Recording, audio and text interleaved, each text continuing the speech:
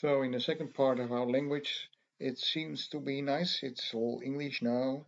And then when I'm logged in, so I try to give to test something else.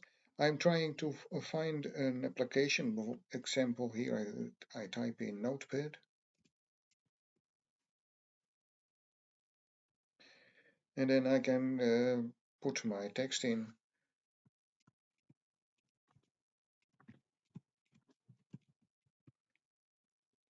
like this, and then I say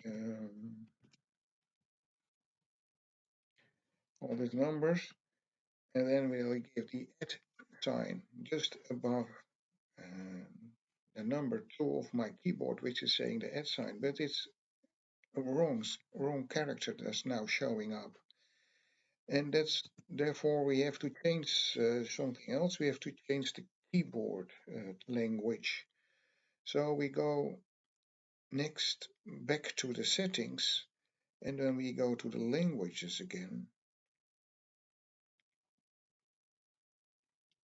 time and language, and then we will go to the language back, and then we set the keyboard, and this is called English. Maybe the choice wasn't so very good, but I can change the keyboard, especially to Dutch.